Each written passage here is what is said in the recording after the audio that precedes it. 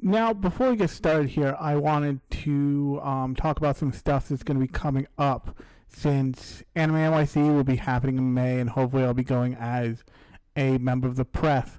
I'm going to be releasing the three, I think, previous times that I've covered them. One, I don't think I was a member of the press, but actually, two of them I wasn't a member of the press. But the last one I was. But I just want to release those on this feed for posterity and all that stuff. But it will be a little bit different than the recordings you've seen me release on YouTube. It will be probably much more of a visualizer.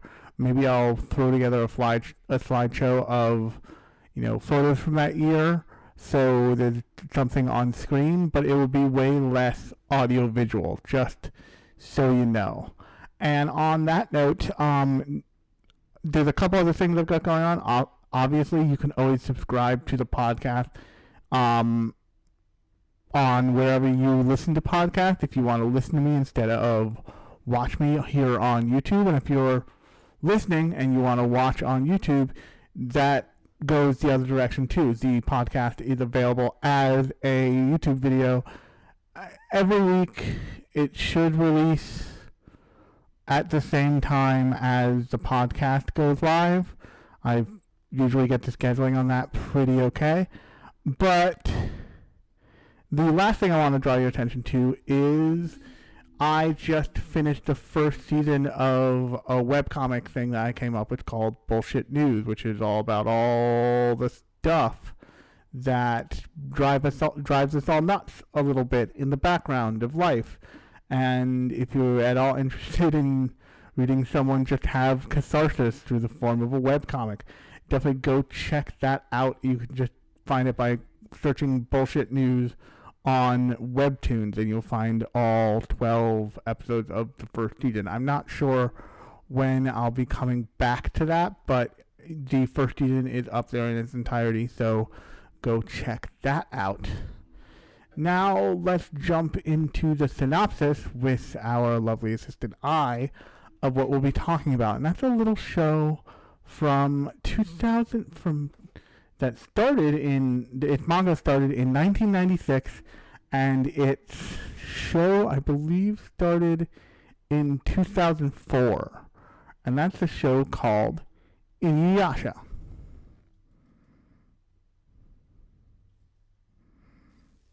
Inuyasha is a fantasy action anime set in two time periods, modern-day Japan and the Sengoku, Warring States period of feudal Japan. The story follows Kagome Higurashi, a 15-year-old girl who is transported from present-day Tokyo to the past after falling into a well at her family's shrine. There, she meets Inuyasha, a half-demon, Hanyo, sealed to a sacred tree. Kagome soon learns she is the reincarnation of a powerful priestess, Kikyo, and possesses the Shikon jewel, Shikon no Tama, a mystical artifact with the power to grant immense power to those who possess it. After the jewel is accidentally shattered, its shards scatter across the land, and Kagome teams up with Inuyasha to recover them. With the synopsis out of the way, I want to talk about something actually a little bit different first here.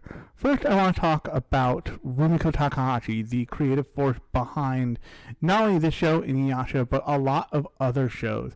I don't think she's necessarily completely on board with Yashahime, which is the follow-up to Inuyasha that aired relatively recently, but I could be totally wrong about that. It would make sense either way, honestly. But the interesting thing about Rumiko Takahashi is she's had a bunch of hits.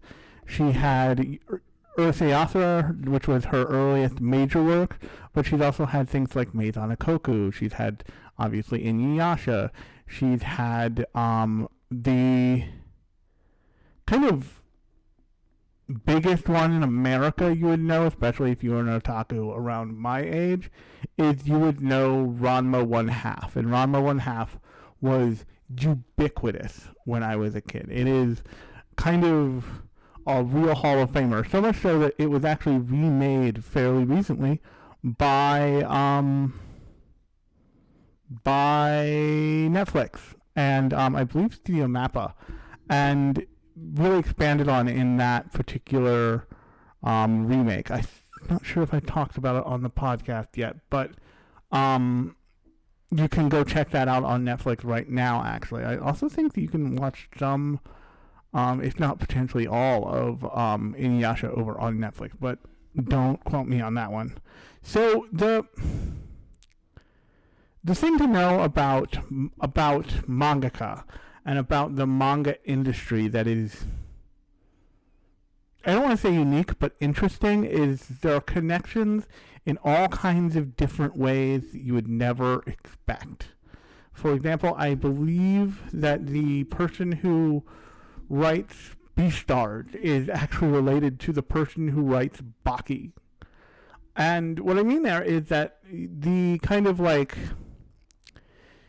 different and interesting thing about the manga industry is the stuff people make doesn't necessarily depend on who they learned from. A perfect example of this is Rumiko Takahashi. I believe she was mentored by Kazuo Koike, and if you know anything about Kazuo Koike, he's the author of Lone Wolf and Cub, along with Lady Snowblood. And those are two very different things from anything that you've seen out of Rumiko Takahashi, either recently or in her early career.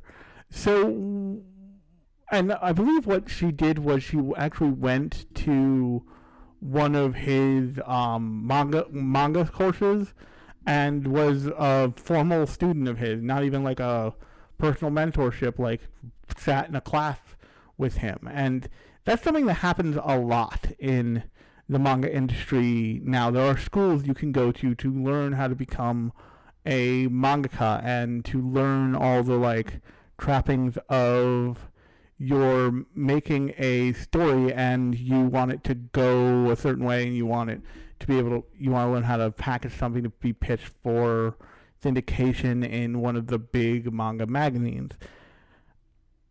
This happens, I think, for two reasons. The first reason is definitely because manga is a big industry in Japan. It's a big cultural thing, not just because it's an exportable thing that is popular around the world, although it is. It's also because it's genuinely popular and publicly popular, and it's a widespread thing. I can attest to it. You can just see people reading manga of all types on the trains when you're riding around on the trains in Tokyo. It's a totally socially accepted thing and industry, and that allows it to be professionalized in a way that is a little different from Western comics, certainly, but although I'm sure that's changed a lot more now, but with kind of like the fact that Western comics have exploded into becoming live-action adaptation movies, a la Marvel, a la DC, all that stuff. But the other thing is there's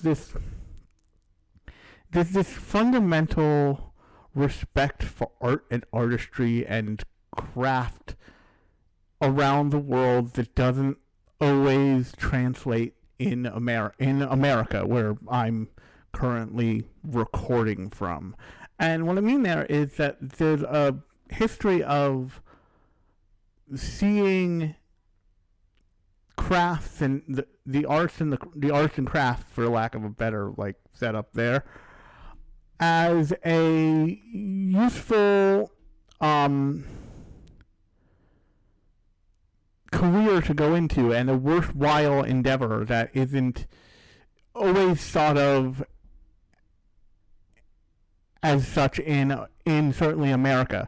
And yes, there are some like, well, you're not gonna go and become a silly cartoonist all over the world, but there's a much more clear path of success and clear path of this is how you not only be successful but you make a living at doing this in not just Japan, but definitely Japan because of the cultural cachet of its arts and the like Cool Japan program and all this other stuff that has caused Japan to kind of use its cultural products as a form of soft power and influence. A great video you should go check out. I think it's called Push Pause, or Pause and Select is the name of the channel. Sorry, I just hit my recording table. But they did a whole retrospective on kind of Akihabara as a whole and the fact that it is no longer the thing it was.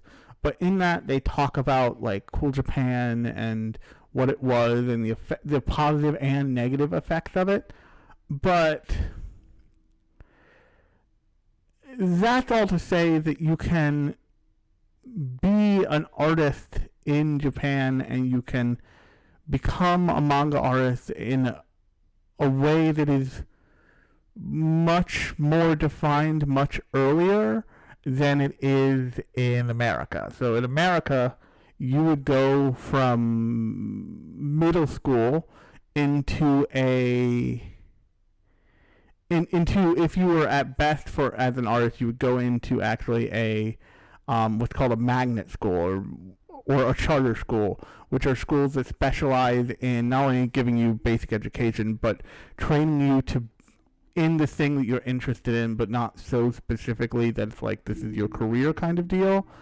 In Japan, they have manga schools, and I'm not quite sure how they work because I've never needed to or looked into how you get into them. But they also have voice acting schools, and they have all these things to support this giant cultural industry of manga and anime. And the reason why I'm telling you this is because, like I said, Kazuo Koike makes very different work than Rumiko Takahashi does.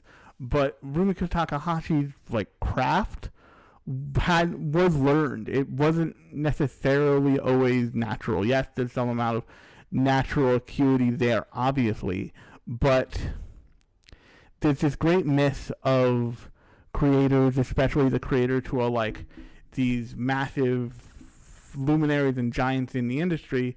There's this great myth that they were kind of burst from the head of Zeus like that. One of my favorite examples against this is the person who, I forget the mangaka's name, but the person who originally created Attack on Titan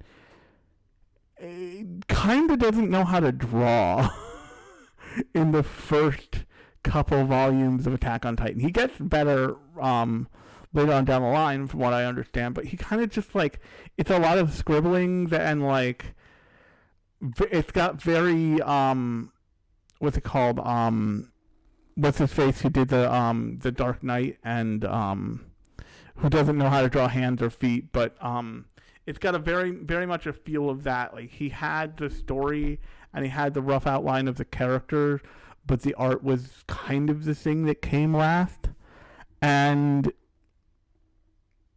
in a more professionalized environment, you can have people who aren't necessarily great at one or a couple parts of the craft, but because they're exceptional at a specific part of that craft, the environment supports them. Another great example of this is the original comic for One Punch Man, which was based on a comic I believe called Anpan Man, and it's from this author named One.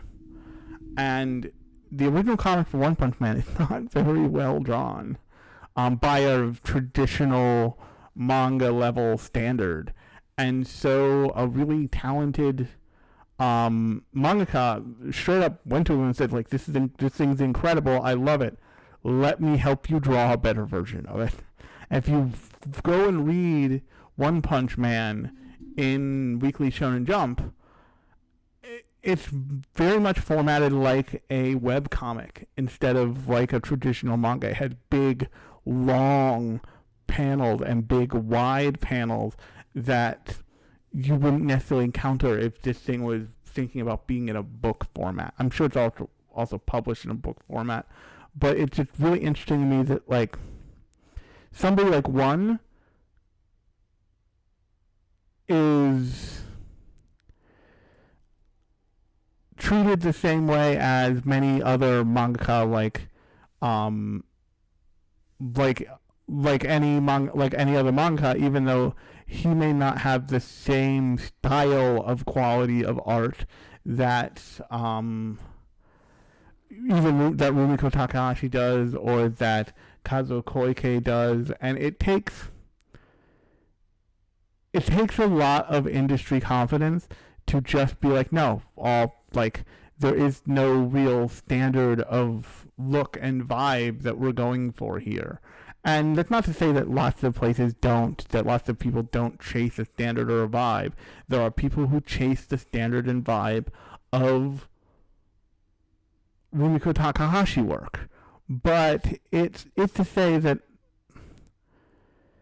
not all of our favorite creators of all this stuff came out fully formed, and they clearly, and if you look, they will clearly kind of show you nakedly that they are drawing inspiration and that they're still learning and all this other stuff, which I find really interesting.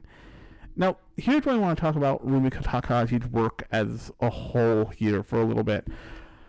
Rumiko Takahashi's work is very much in the vein of the old shonen formula very often. They did a ton of work to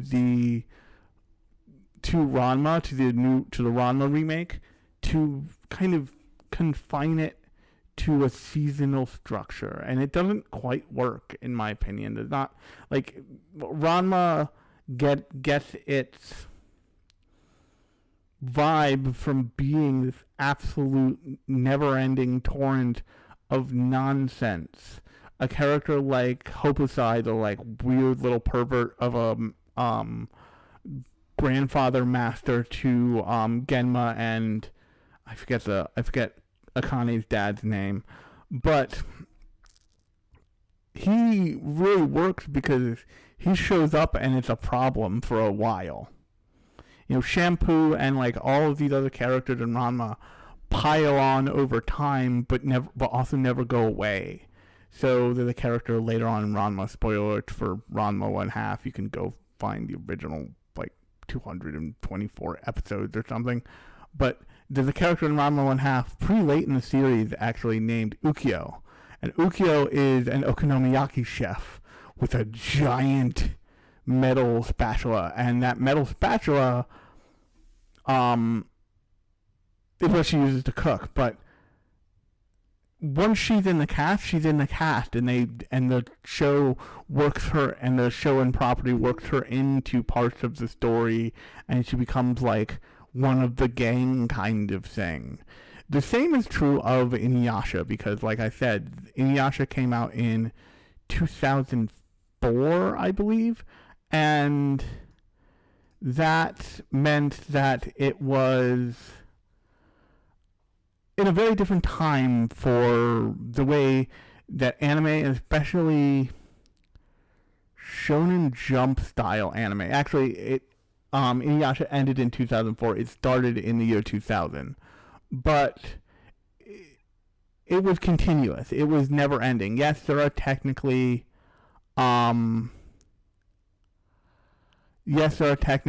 different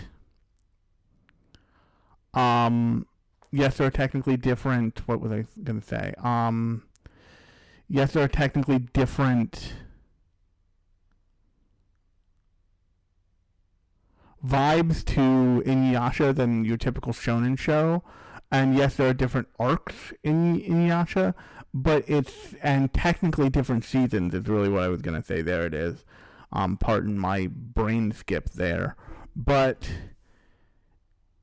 much like Naruto, Shippuden technically has seasons, but doesn't play like that.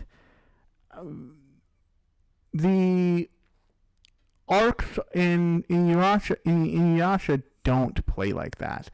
And the reason is because it was just written continuously. It wasn't written with the idea of tight, condensed arcs. Everything flows like water through from the beginning to the ostensible end, which I'll be fully honest, if I've seen the end of Inuyasha, I don't remember. And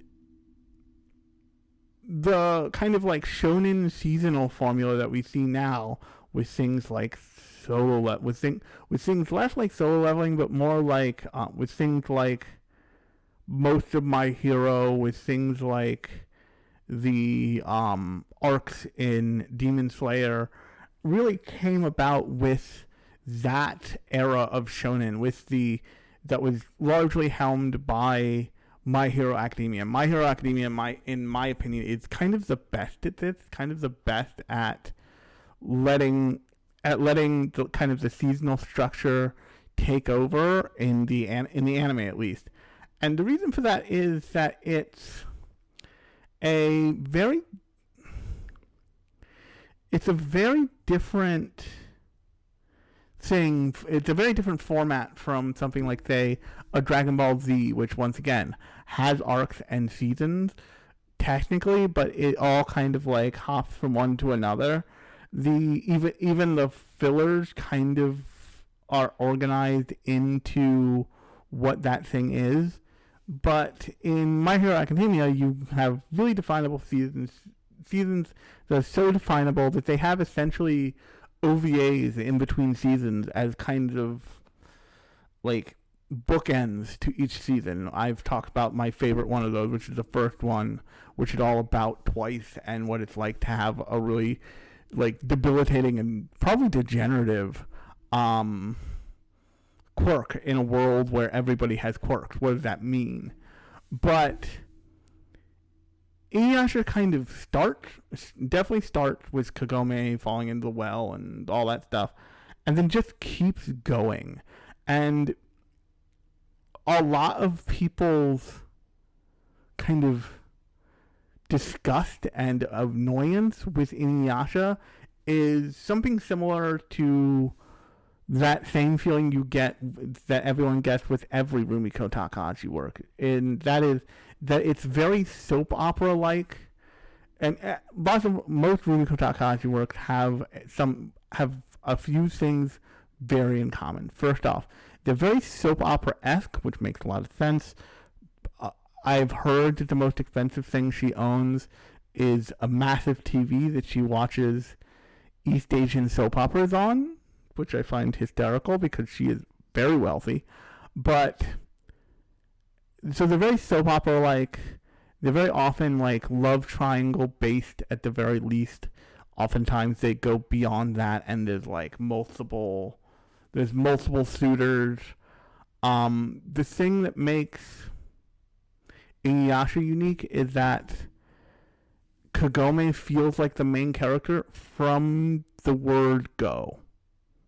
Inuyasha is clearly also a main character. His name is the name of the show, but Kagome is kind of the audience's point of view character. In Ranma is. In Uruseiyasu, you have, I forget his name, but Lum calls him Darling. I think his name is Takaru or something. Is the main character there, but here you have a female main character. That doesn't mean that that Takahashi treats her any differently from other female characters like Lum, like Kagome, like any of her female characters, with maybe the exception of Snow White and the red hair, although I haven't seen that, so I can't necessarily speak to that. But her female characters are very often they're written much closer to what a teenage girl probably feels like, in a way that's really honest. You're not getting the kind of Sailor Moonified anime heroine here. You're getting an anime heroine who is brash, who is irrational, who is very often in Inuyasha especially, actually, kind of jubilantly cruel. Like, you look at Kagome and it feels abusive, because one of the things that one of the main plot contrivances that they have in this show is that Inuyasha wears a necklace that basically binds him to Kagome and makes him her servant, kind of. And not in that, like, he has to do what she says, but if he doesn't do what she says, she can punish him by saying, "Sit, boy," and that just triggered a core memory for a lot of otaku listening who are my age. And when she says "Sit, boy," the necklace pulls him to the ground. Like, all of a sudden 500 pounds was dropped on his neck. It's played for laughs almost every time, and it's so cool. And it as a character, oftentimes Inuyasha will walk into it, but Kagome never comes off as being comes off better for having done it, if that makes any sense. And it's not uncommon for characters like Lum or like Akane either. Akane is like mean to Ranma, but the difference between a character like Akane and a character like Kagome is that Akane is mean to Ranma, and Ranma will often bite back. Very often what's happening between Akane and Inuyasha is Inuyasha doesn't know what he said. And instead of like correcting him and having like a, not an adult, but like a more mature reaction to it, she's just given this tool where she can immediately react with violence. At no cost to herself even. She just says, "Sit, boy," and he slams to the ground. And you also have a kind of supporting cast of like troublemakers and interesting characters like Sango, her brother, I forget her brother's name, the monk guy, I want to say Ryoga. But Ryoga actually might be the flea. Ryoga the flea is a character. And then you have, but kind of the most interesting characters in the show are two characters. And like Kagome is your point of view character. Actually, three characters are the most interesting in the show, because a lot of this show deals with kind of a people's place in a society and a world in ancient Japan, but it's very easily translated over to both. So Inuyasha as a character is essentially biracial. And what I mean there is that he is the product of he is a child of a human and a demon. He has a brother. He has a half brother who's the product of two demon parents named Shishomaru. And then also you have characters like Kikyo, who is a distant old relative of Kagome, and Kagome is kind of the reincarnation of, through the Shikon Jewel and all the like nonsense of the show itself, which I call it nonsense because the point of the plot of most Rumiko Takahashi shows is to just be the setup for this long winding thing she's about to take you through.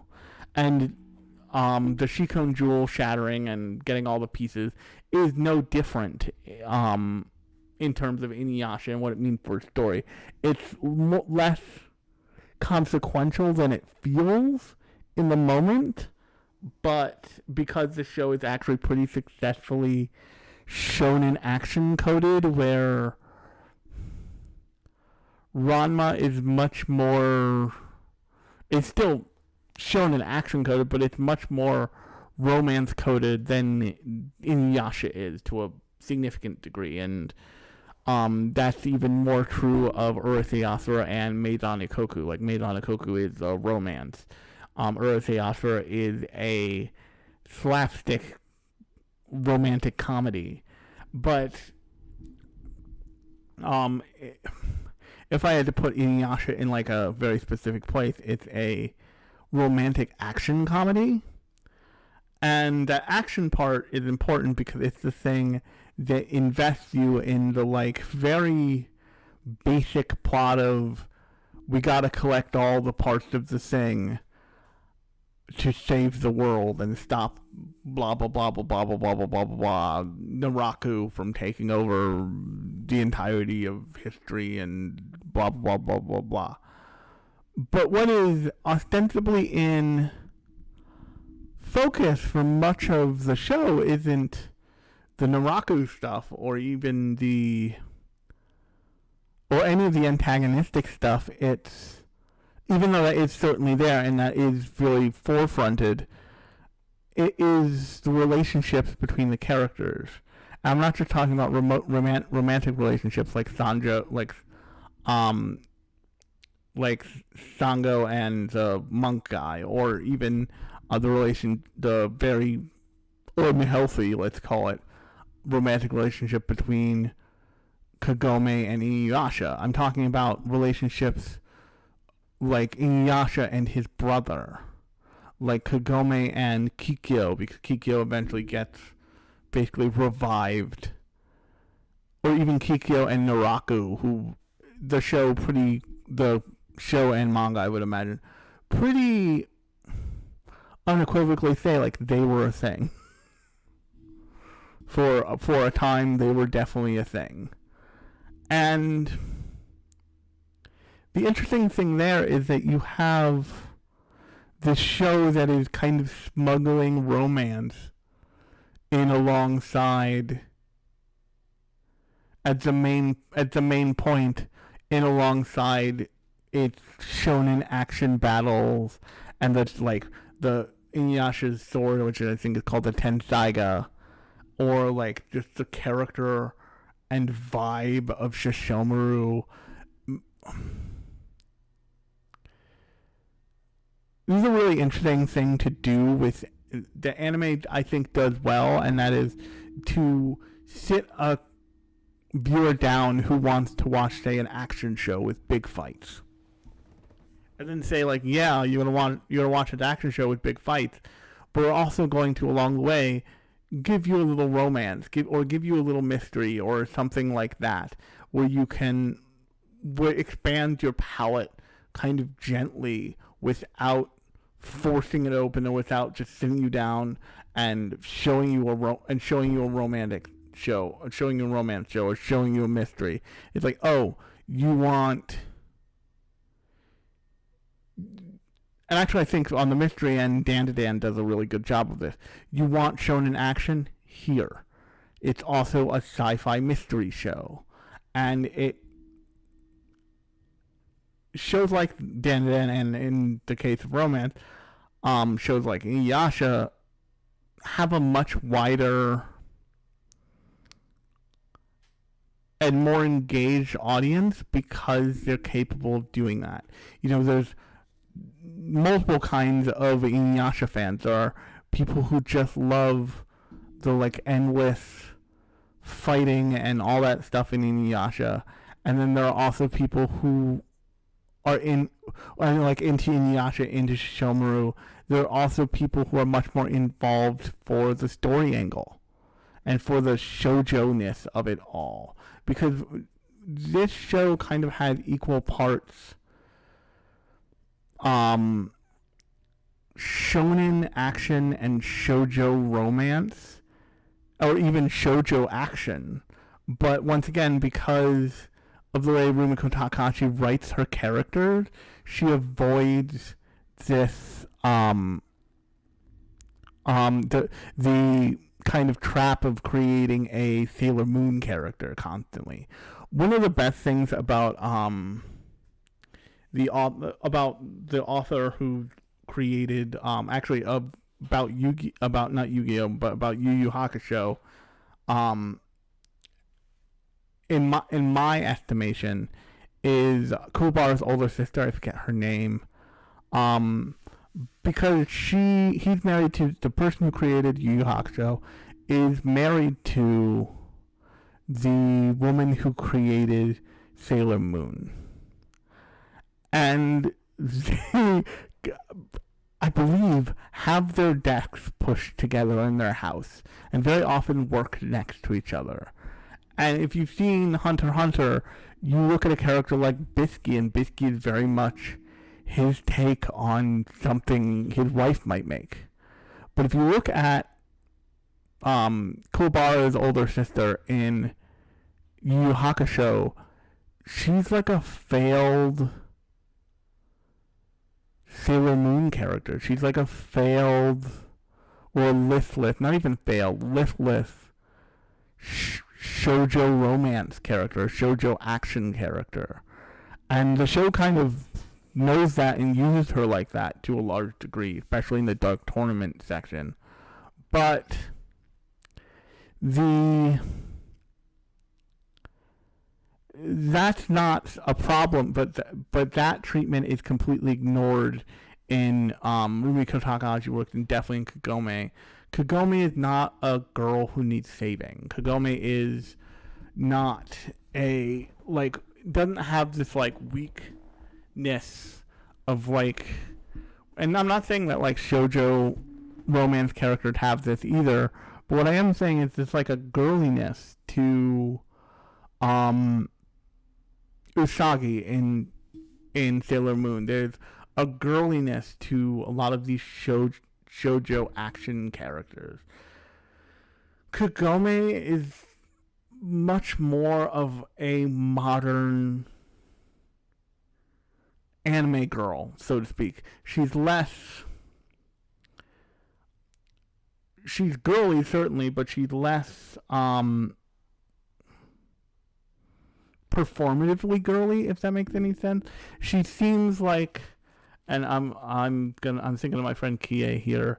She seems like someone, like a girl who was born into the world and happened to be born in Japan, and so, like, she's wearing a schoolgirl uniform because that's what you wear to go to school. And yes, that's true in Sailor Moon and in lots of shoujo stuff, but it feels less like an aesthetic choice and more like a choice of, oh, this is what this character would wear, because she has like two of them, or more realistically, according to my friend Kie. Hi, Kie. One of them that you watch, kind of, which is horrifying. And I think in my brain, I remember her either coming home from school or going to school and checking on the shrine and falling in and, like, getting isekai'd, which, by the way, that's another thing. Inuyasha is an isekai that I believe might even predate Sword Art Online, but don't quote me on that. But not that that's hard to do, like Aura Battle or Dunbine is considered isekai, I think, and predates Sword Art Online by a lot, so it's not a big deal.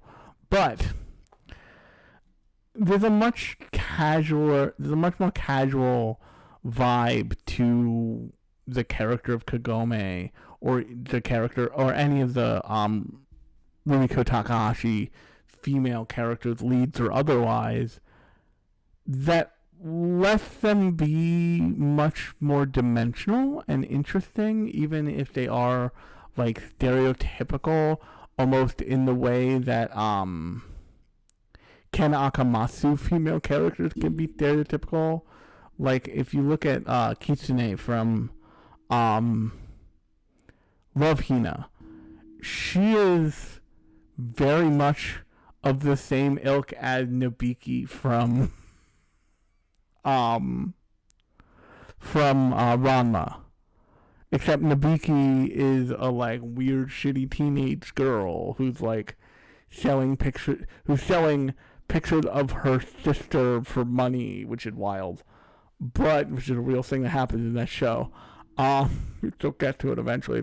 I don't remember if they did already. But my point is that the female is that the kind of charming thing about Kagome in the context of Inuyasha and just as a character in general is that she's much less idealized than many shoujo heroines because Rumiko Takahashi allows for that and constantly allows for that in all of her work.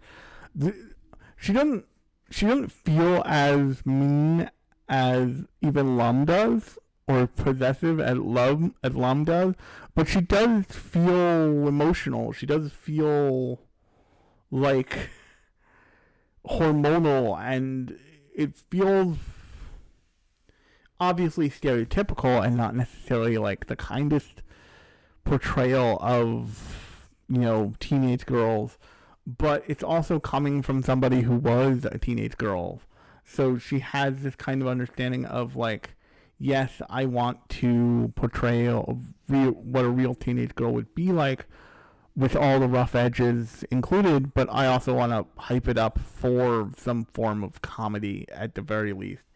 And even if that doesn't always land, it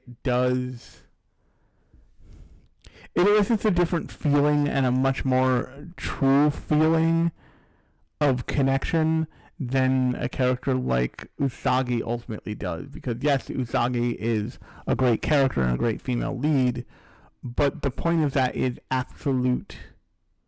The point of Usagi as a character and the point of a lot of like Sailor Moon characters and a lot of shoujo romance and shoujo action heroine characters is to present a fantasy, like a fantasy that a girl can live through, and that's great. I'm not saying that's bad, but the thing that's interesting about Rumiko Takahashi and specifically something like Inuyasha is with Kagome, you get the fantasy of like being a badass teenage girl with Archer who like helps fight people, but she's also not perfect. So like it almost allows for a more specific ability to inhabit the idea of that character